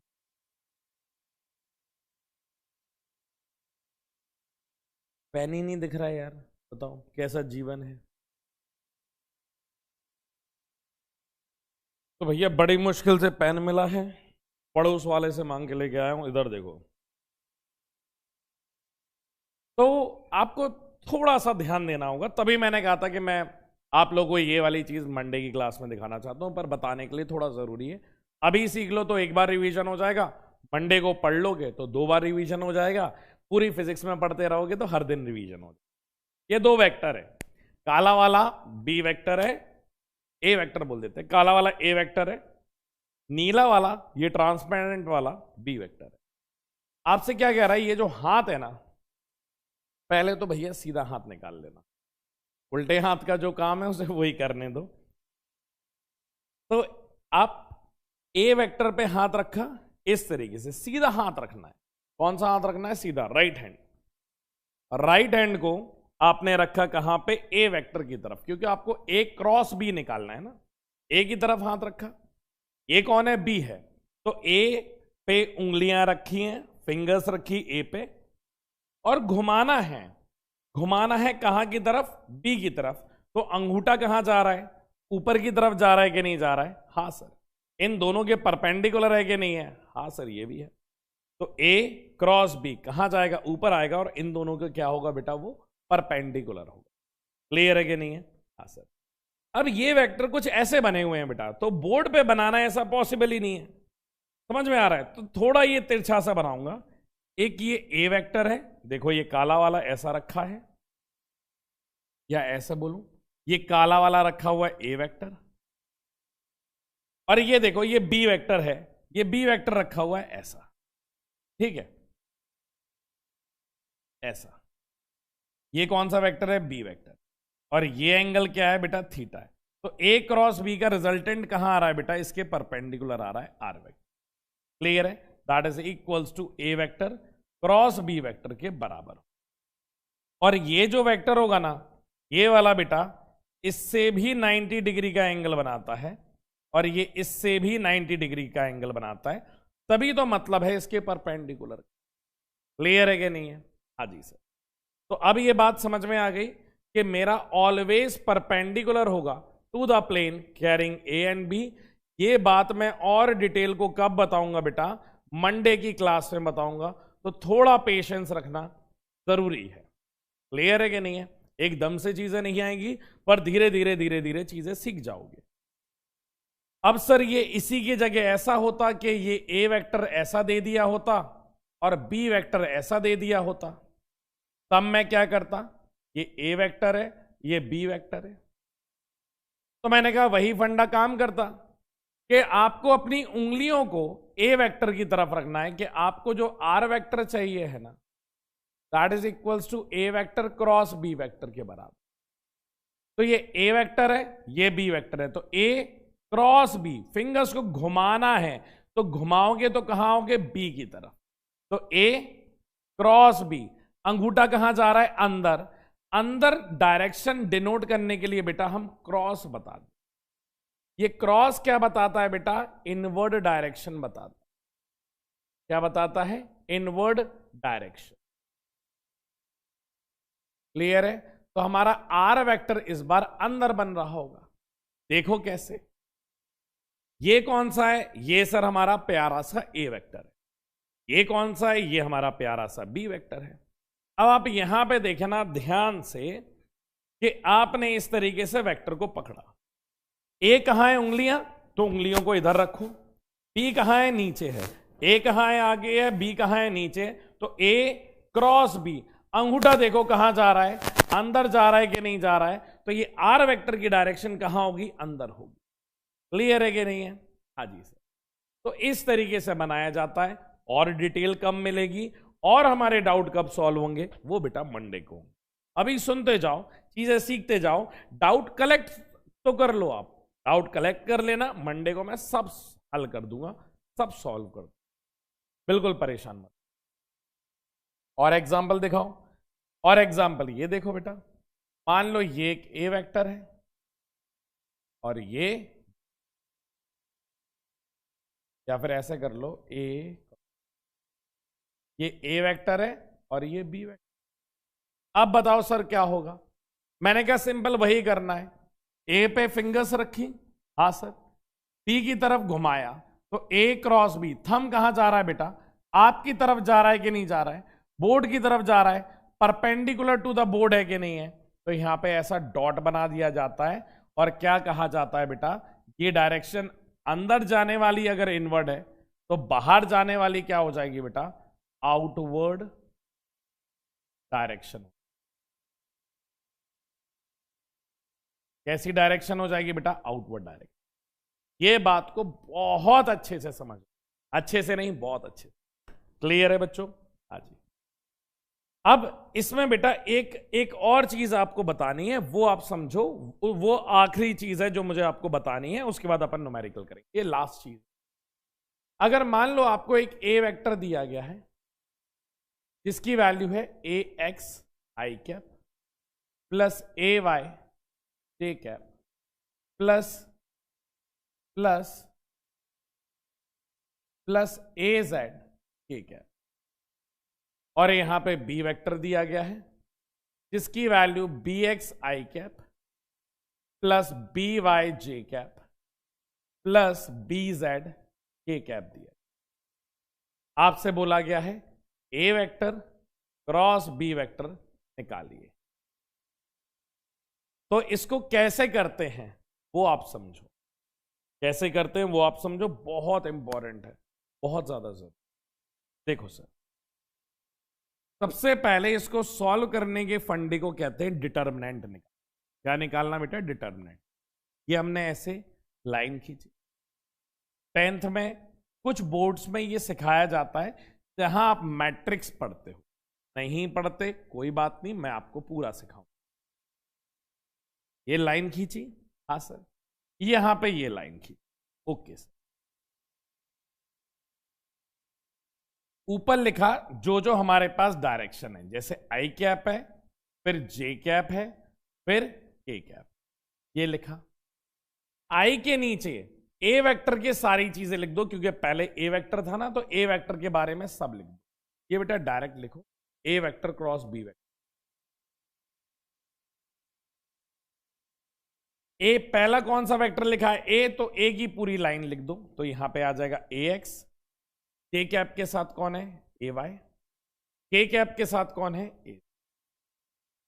और अगर बी वेक्टर की बात है तो बी वेक्टर की पूरी लाइन इधर पे लिख दो। तो ये हो जाएगा बी एक्स, ये हो जाएगा बी वाई।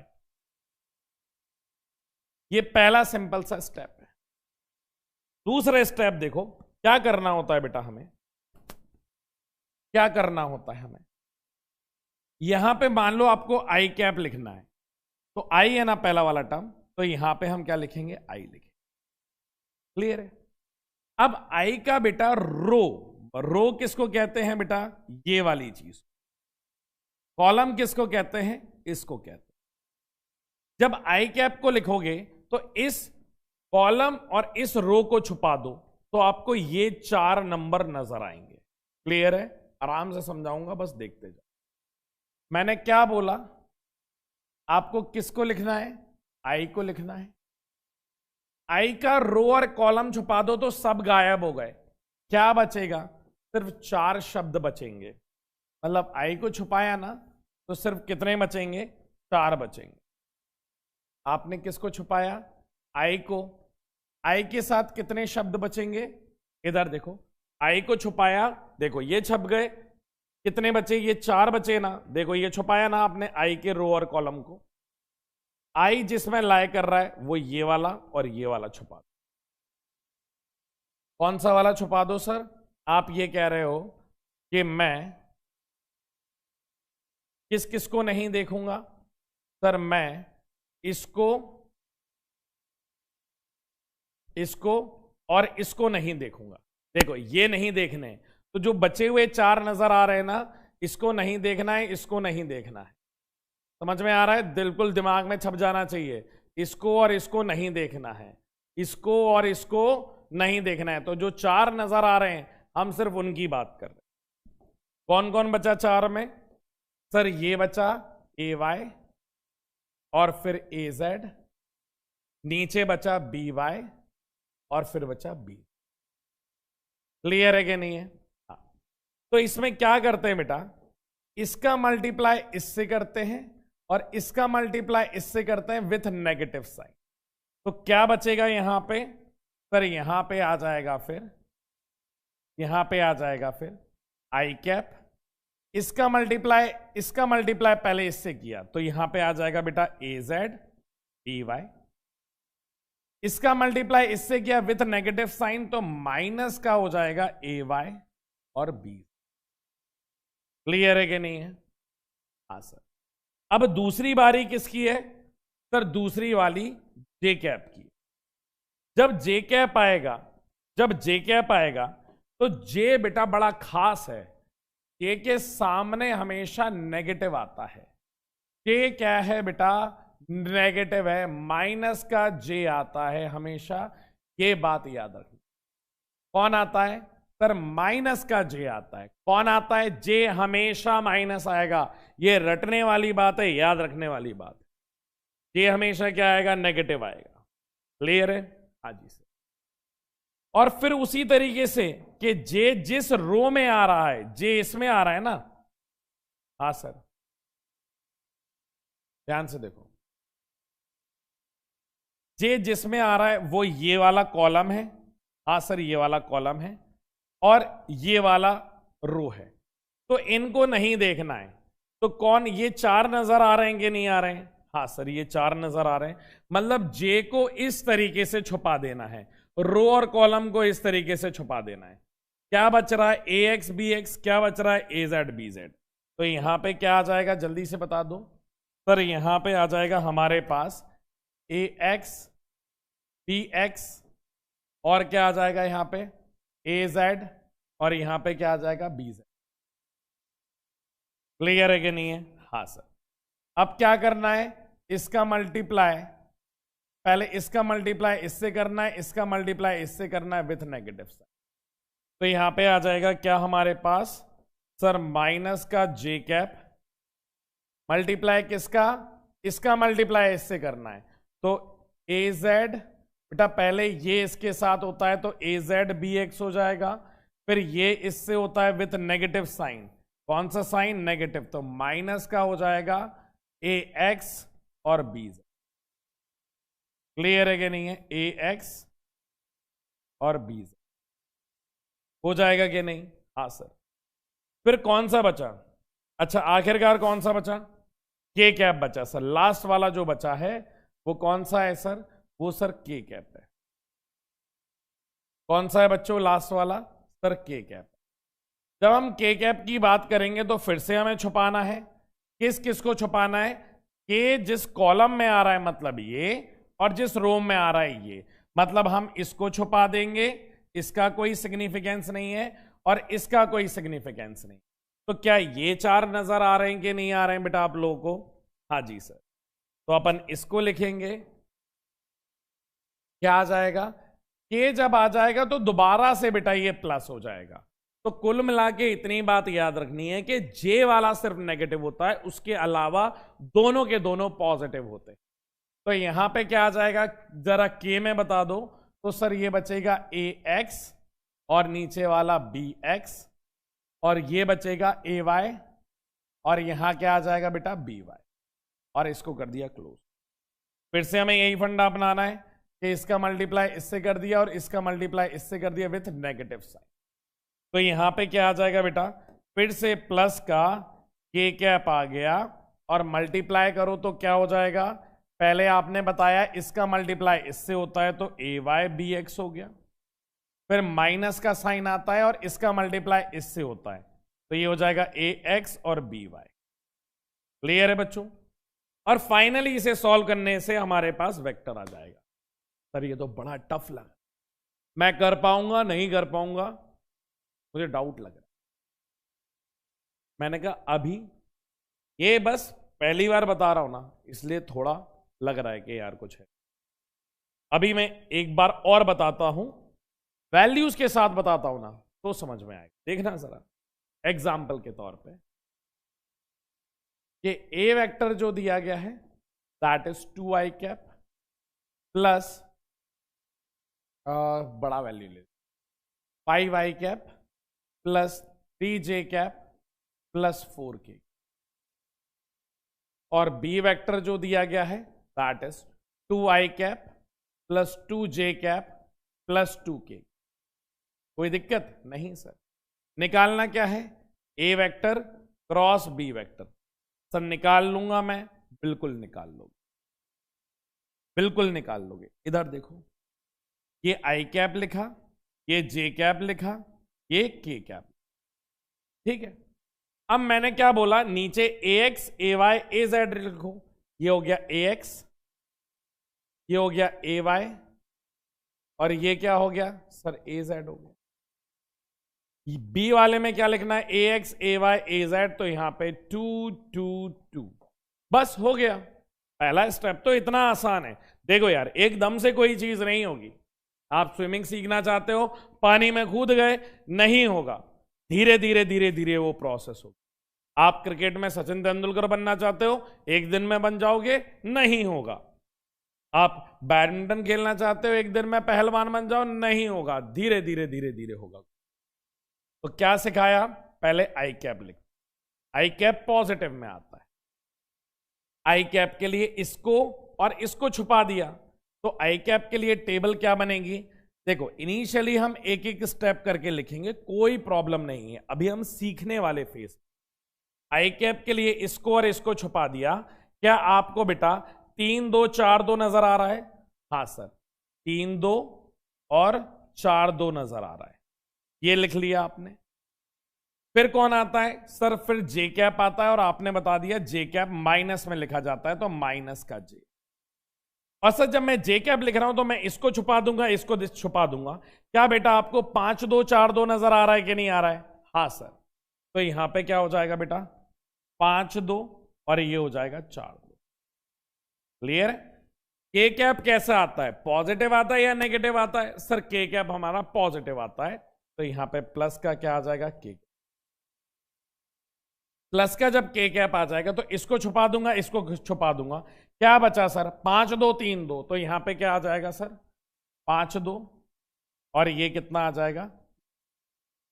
क्लियर है? अब क्या करना है सर? इसका मल्टीप्लाई इससे करना है, आपने ऐसे में बताया है, तो ये हो जाएगा आई कैप। बेटा 4 दूनी 8, और इसका मल्टीप्लाई इससे करना है विथ नेगेटिव साइन, तो क्या हो जाएगा बेटा? ये माइनस का 6। क्लियर है? हाँ सर, बस इतना ही करना है। यहां पे सर माइनस का जे कैप होगा, इसका मल्टीप्लाई इससे करना है बेटा, तो 4 दूनी क्या हो जाएगा सर? 8 हो जाएगा। इसका मल्टीप्लाई इससे करना है विथ नेगेटिव साइन, तो 5 2 जा 10, नेगेटिव साइन आता है तो ये हो जाएगा 10। के कैप के साथ क्या करना है? ये हो गया के कैप। बेटा इसका मल्टीप्लाई पहले इससे करना है, तो 3 2 जा क्या हो गया? 6। फिर इसका मल्टीप्लाई इससे करना है, तो कितना हो जाएगा बेटा? 5 2 जा 10 विथ नेगेटिव साइन माइनस कर लो, ये हो जाएगा 2i कैप।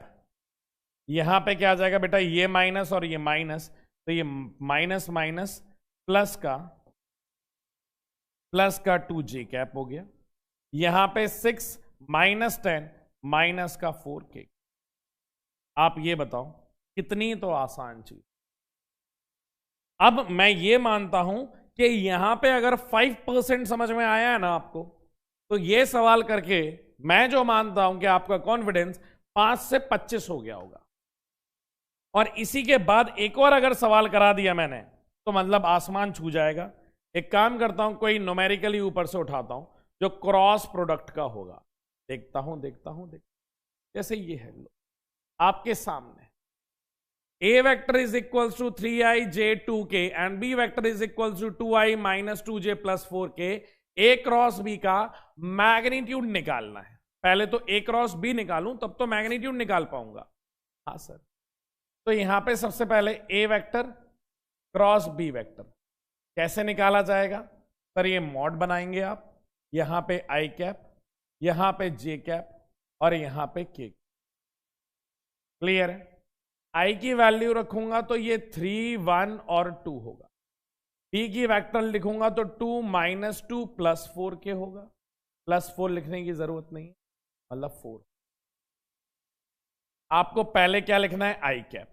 आई कैप में कौन दो टर्म आ जाएंगे सर? इसको छुपाया, इसको छुपाया। देखो क्या नजर आ रहा है सर? 1 माइनस 2 नजर आया, और सर 2 और 4 नजर। मैंने कहा बहुत बढ़िया। जे को लिखो, और जे कैसा आता है सर? जे हमेशा नेगेटिव आता है।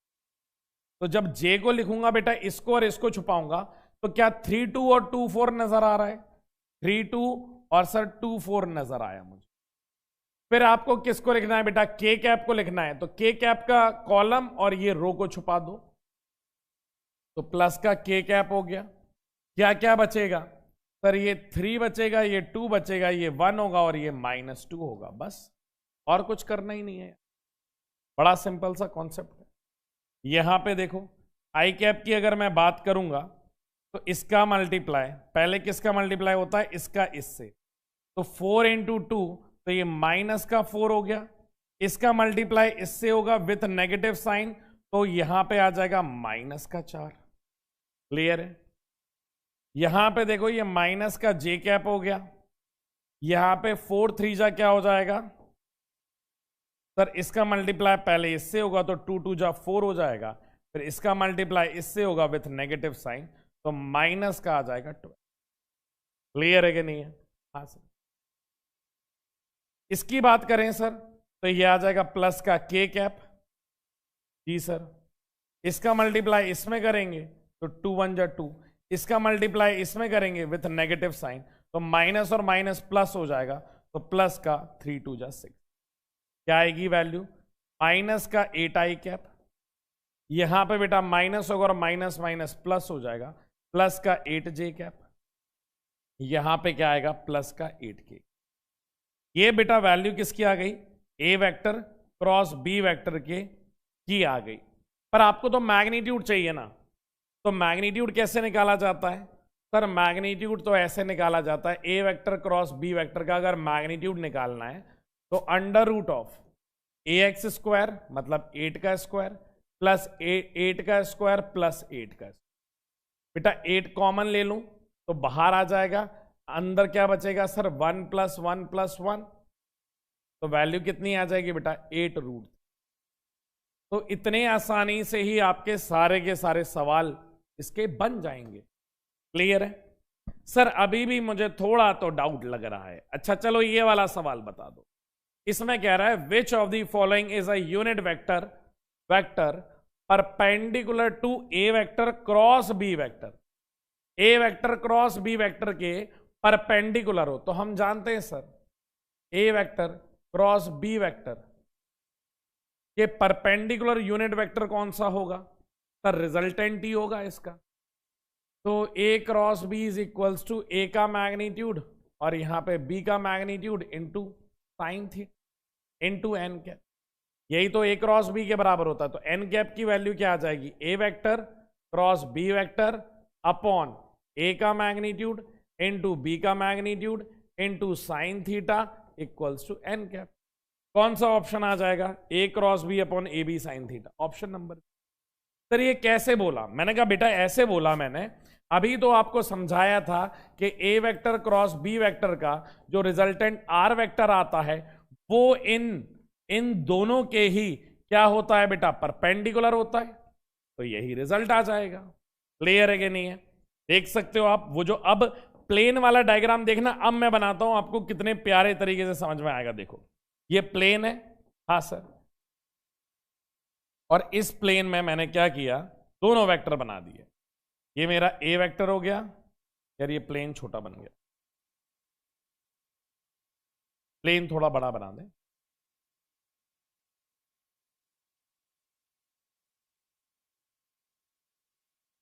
इधर देखो, ये क्या बन गया बेटा? आपका प्लेन बन गया। हाँ जी सर। ये आपका कौन सा वेक्टर बन गया? ए वेक्टर बन गया, या ये बी वेक्टर ले लो, और ये वाला कौन सा बन गया सर? ए वेक्टर बन गया। तो ये आपका हो गया ए वेक्टर, ये हो गया आपका बी वेक्टर, ये हो गया आपका क्या? थीटा। तो रिजल्टेंट कहां आ जाएगा? रिजल्टेंट सर इन दोनों के क्या होगा? परपेंडिकुलर होगा, जो किसके बराबर होगा? जो आर वेक्टर के बराबर होगा, जिसका फॉर्मूला ए वेक्टर क्रॉस बी वेक्टर होगा। और ये ए वेक्टर से भी कितना एंगल बनाएगा? जल्दी से बता दो सर। ये वाला ए वेक्टर से भी 90 डिग्री का एंगल बनाएगा और बी वेक्टर से भी 90 डिग्री का एंगल बनाएगा। क्लियर है कि नहीं है? हाँ सर। अब यहां पे देखो, A cross B equals to C, then which of the following statement is wrong? Is wrong. तो फिर से मैं बनाता हूं, ध्यान से देखना, ध्यान से देखना। ये मैंने प्लेन बनाया, हाँ सर, इसमें रंग भर दिया, हाँ सर। जिंदगी में तो वैसे ही कम रंग है, कम से कम इसी में भर देते हो, अच्छी बात है। ये ए वेक्टर है और दूसरा कौन सा हो जाएगा सर? ये बी वेक्टर हो गया, कोई भी ले लो।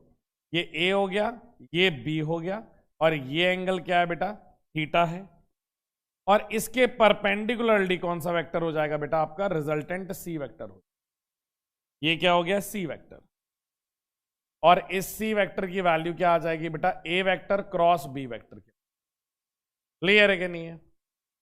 अब कह रहा है सी जो रिजल्टेंट वेक्टर है वो ए के परपेंडिकुलर है। हाँ भाई, ये तो निश्चित बात है। ये जो सी है ये ए है, ये अगर प्लेन के परपेंडिकुलर है तो 90 डिग्री तो बनाएगा ही बनाएगा ना। सी वाला बी के परपेंडिकुलर है, ये तो मैं स्टार्टिंग से ही बोलता जा रहा हूं कि ये भी बात बिल्कुल सत्य है। तो ये दोनों स्टेटमेंट करेक्ट है। हमें कौन सा बताना है? हमें गलत वाला बताना है, सही वाला थोड़ी बताना है। हमें ये बताना है कि इसमें से गलत कौन सा है। थोड़ा मैं समझ रहा हूं टाइम थोड़ा खिंच रहा होगा, थोड़े सवाल और कर लो, थोड़े सवाल और कर लो और फिर मैं छोड़ दूंगा, ठीक है? हाँ, अपने आप को बस थोड़ा सा पुश करना सीखो बेटा, सारी चीजें हो जाएगी। अगला ये कह रहा है कि C vector is perpendicular to A plus B. ये तो ए इंटू बी है, ए प्लस बी कहां आता है बेटा? किसी भी, ये बहुत इंपॉर्टेंट स्टेटमेंट है, कोई भी ए वेक्टर होगा, कोई भी ए वेक्टर होगा, अरे दूसरा और बन जाए, और कोई भी बी वेक्टर होगा। ये कौन सा वेक्टर है बेटा? कोई भी ए वेक्टर होगा, कोई भी बी वेक्टर होगा। तो इसका जो रिजल्टेंट है वो कहां से कहां तक लाए करेगा बेटा? इसी के बीच में लाए कर सकता है। कहां लाए कर सकता है? कि जो मेरा रिजल्टेंट है वो कहां से कहां तक लाए कर सकता है? मेरा रिजल्टेंट इसी के बीच में लाए कर सकता है। मतलब जो भी वेक्टर रिजल्टेंट बनेगा ना, वो यहां से शुरू होगा, यहां से लेकर के इसी रेंज में कहीं बनेगा, पर बनेगा इसी में ही। मतलब जो मेरा रिजल्टेंट, इसका जो रिजल्टेंट आता है बेटा, A vector plus B vector, ये हमेशा in a plane carrying A vector and B vector होता है। मतलब क्रॉस प्रोडक्ट का जो रिजल्ट आता है वो परपेंडिकुलर होता है, और एडिशन का जो रिजल्टेंट आता है परपेंडिकुलर होता है। मतलब उन दोनों के प्लेन के परपेंडिकुलर होता है, और जो एडिशन का रिजल्ट आता है वो सेम प्लेन में आता है। मतलब इन दोनों का जो एडिशन होगा, ध्यान से देखो, इसका जो रिजल्ट आएगा वो बेटा इसी के ही बीच में है। ये जो वेक्टर बनाया है, ये कौन सा बनाया है मैंने? ये ए प्लस बी का रिजल्टेंट बनाया है। तो अब ध्यान से देखो, ए प्लस बी का रिजल्टेंट भी इससे कितने का एंगल बनाता है बेटा? ये भी इससे 90 डिग्री का ही एंगल बनाता है। क्लियर है? मतलब ये भी statement A C is perpendicular to A cross B. बेटा सी, ये जो रिजल्टेंट वेक्टर आया है सी, ये ए क्रॉस बी, देखो ए ऐसा है, बी ऐसा है, तो ए क्रॉस बी करोगे तो मेरा थंब भी ऊपर जा रहा है और सी वेक्टर भी ऊपर है, तो परपेंडिकुलर नहीं होना था। करेक्ट स्टेटमेंट क्या है? C is parallel to A cross B. पर यहां पे क्या लिखा हुआ है? परपेंडिकुलर। इसलिए ये सवाल, ये स्टेटमेंट रॉन्ग है, हमें रॉन्ग ही पता करना था। तो कौन सा ऑप्शन करेक्ट है बेटा? Fourth one. क्लियर है? इतनी बात जल्दी से बता दो। तो बेटा इसके इतने ही आसान सवाल होते हैं, ठीक है? ये वाले में डाउट हो तो मैं दोबारा से बता।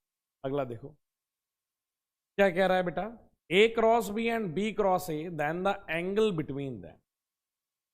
आप एक बात समझो बेटा इसमें, कि ए क्रॉस बी वेक्टर क्योंकि डायरेक्शन के साथ है, is not equals to B cross A. ठीक है?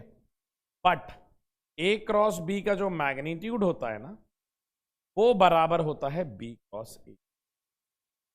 सर ये कैसे कह रहे हो आप? मैंने कहा देखो समझाता हूं। मान लो बेटा ए क्रॉस बी कहां है?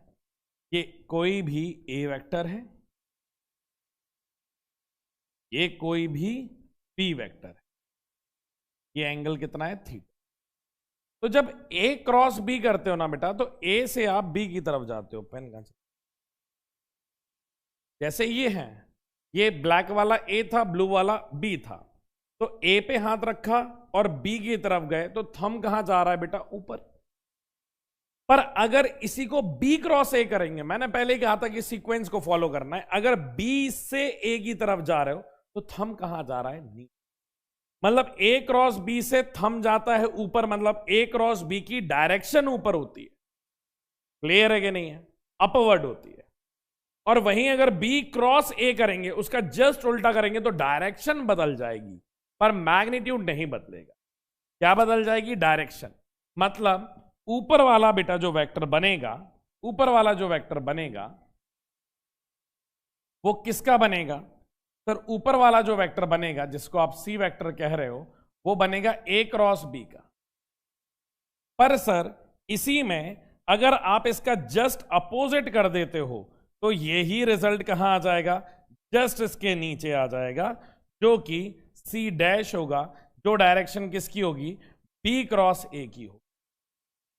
तो डायरेक्शन कितने, इन दोनों में डिफरेंस कितने का होता है बेटा, 180 डिग्री का होता है, जस्ट अपोजिट हो जाता है। पर अगर आप इसका मैग्नीट्यूड लिखोगे तो B, अगर इसका आपको क्या लिखना है बेटा, B vector cross A vector का मैग्नीट्यूड लिखना है, तो ये तो किसके बराबर आएगा, A का मैग्नीट्यूड इंटू B का मैग्नीट्यूड इंटू साइन थीटा, ये तो सेम ही आएगा। और यहां पे भी देखो तो यहां पे भी बेटा A का मैग्नीट्यूड इंटू B का मैग्नीट्यूड इंटू साइन। मैग्नीट्यूड में कोई चेंज नहीं आएगा, डायरेक्शन में चेंज आएगा, और डायरेक्शन में कितने का आएगा, 180, दैट मींस। क्लियर है? हाँ जी सर। और क्वेश्चन एक और बताना था, जैसे ये वाला देखो, मैंने अभी बताया आप लोगों को। ये वाला सवाल क्या कह रहा है, if a vector this is perpendicular to the vector this then find the value of alpha. किसकी वैल्यू निकालनी है बेटा आपको, अल्फा की वैल्यू। कैसे निकालोगे, देखो सर मैंने आपको बताया जब भी ऐसा अल्फा वगैरह का एंगल होगा तो A vector dot B vector मुझे करना होता है, जिसका formula A B cos of theta होता है। अब आपने बोल दिया ये वेक्टर कैसे परपेंडिकुलर है, मतलब 90 डिग्री, और कॉस 90 की वैल्यू क्या होती है, 0, तो ये पूरा का पूरा टर्म क्या हो जाएगा, 0। अब इन दोनों में करना है डॉट प्रोडक्ट, तो यहां पे बेटा वैल्यू क्या आ जाएगी सर, यहां पे आ जाएगी 2i cap plus 3j cap plus 8k cap, dot यहां पे आ जाएगा 4j cap minus 4i cap plus alpha k cap equals to क्या हो जाएगा बेटा, 0। अब ये बेटा आई कैप है। अच्छा ये देखो इन्होंने क्या किया, देख रहे हो बदमाशी, आई और जे को इंटर रिप्लेस कर दिया, जिससे कि अपन गलती कर दे। इनको चेंज करो तो ये हो जाएगा 2i cap plus 3j cap plus 8k cap. कितना k कैप बेटा, 8k कैप। और इसी का डॉट प्रोडक्ट होगा माइनस का 4i कैप प्लस का 4j कैप प्लस का अल्फा k कैप बराबर 0। अब i का मल्टीप्लाई i से करेंगे तो माइनस का 8 हो जाएगा, j का मल्टीप्लाई j से करेंगे तो 4 3 जा प्लस का 12 हो जाएगा, k का k से करेंगे तो 8 अल्फा बराबर 0। यहां पे जोड़ो तो कितना आ जाएगा, 12 माइनस 8 तो ये 4 हो जाएगा, प्लस 8 अल्फा बराबर 0। तो 8 अल्फा की वैल्यू कितनी आ गई बेटा, माइनस का 4, अल्फा की वैल्यू आ गई माइनस 4/8, दैट मीन्स माइनस का 1/2।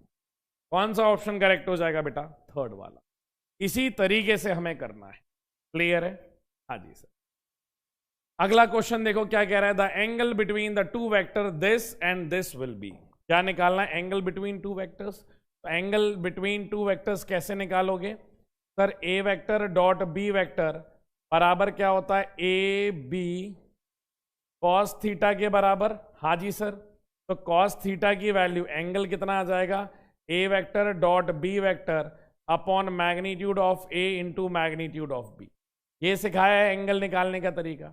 अब ए डॉट बी करो, इसका मल्टीप्लाई इससे करो तो ये हो जाएगा 3i plus 4j plus 5k का डॉट प्रोडक्ट करना है ना, तो यहां डॉट आ गया, that is 3i plus 4j minus 5k।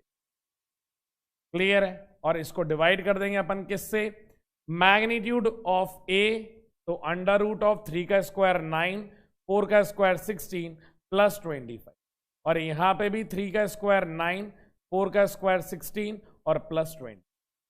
अब आप यहां पे एक चीज देखना बड़ी खूबसूरत सी, क्या सर, i का i से मल्टीप्लाई करोगे तो cos थीटा बराबर क्या आ जाएगा, i का i से किया तो 9, j का j से किया तो 16, k का k से किया पर यहां पे माइनस का साइन है तो माइनस का 25 बराबर अंडर रूट ऑफ कितना आ जाएगा, मेरे ख्याल से 49 आ जाना चाहिए। अच्छा 50 आएगा, 15, हाँ सर 15, और ये 15 नहीं 15, हाँ 15 ही होगा ना, और 15 और 25 40, root of 40 into root of 40। Sir इससे कुछ फर्क ही नहीं पड़ेगा, ऊपर वाला टर्म देखो, ऊपर वाला आ रहा है plus 25 minus 25 divided by root of 40 into 40। Sir ऊपर वाला टर्म 0 हो गया तो सब कुछ 0 हो जाएगा, तो कॉस थीटा की वैल्यू क्या आ रही है 0। 0 कब आती है, जब थीटा की वैल्यू कितनी होती है बेटा 90 डिग्री। तो आंसर कितना आ जाएगा बेटा इसका 90 डिग्री। क्लियर है कि नहीं है? हाँ सर। एक और आप लोगों को बताना था, जैसे ये वाला देख लो, ये वाला दिया है for a body of angular velocity omega कितना दिया गया बेटा इसका, that is I cap minus 2j cap plus 3k, और आर वेक्टर कितना दिया गया बेटा, that is I cap plus j cap plus k। आपसे पूछा गया v वेलोसिटी, बेटा ये फॉर्मूला भी आप आगे सर्कुलर मोशन में आप सीखोगे। तो v इक्वल्स टू क्या होता है बेटा हमारा formula, omega vector cross R vector. तो अभी वेक्टर में वो बस ये बताना चाह रहा है कि इन दो वेक्टर क्वांटिटी का क्रॉस प्रोडक्ट कर दो, तो क्या हो जाएगा सर, ये आई कैप, ये जे कैप और ये के। क्लियर है? ऊपर क्या आ जाएगा 1 माइनस 2 और 3, नीचे क्या आ जाएगा 1 1 और 1। बड़ा सिंपल सा है। अब थोड़ा अगर आप समझ के करो, अगर आई कैप को अगर आप छुपा दोगे तो ये कितना हो जाएगा सर, आई कैप के साथ कितना आएगा 3 1 जा 3। हाँ सर, इसका मल्टीप्लाई इसमें विथ नेगेटिव साइन, तो 2 1 जा 2 और माइनस क्या हो जाएंगे, प्लस हो जाएगा, ये आ जाएगा। ये कैसा आता है सर, नेगेटिव आता है जी। इसको और इसको छुपा दो, 3 1 जा 3 हो जाएगा, इसको इसमें भेजोगे विथ नेगेटिव साइन तो 3 माइनस, प्लस क्या कर देंगे के कैप, के कैप में ये छुपा दिया, इसका मल्टीप्लाई इसमें तो माइनस का 2, और फिर इसका मल्टीप्लाई इसमें with negative sign that is minus. तो वैल्यू कितनी आ जाएगी 5 आई कैप। हाँ जी सर, यहां पे माइनस का 2j कैप बिल्कुल, और ये माइनस का 3 कैप हमारा आ गया। कितने आसानी से आ गया, -5 +5, अच्छा माइनस का है, कुछ वैल्यू गलत ले ली क्या, आई कैप नेगेटिव है, इसको और इसको छुपाया, इसका मल्टीप्लाई इसमें किया तो 3 1 जा 3, फिर इसका मल्टीप्लाई इसमें किया विथ नेगेटिव साइन, -2 -5।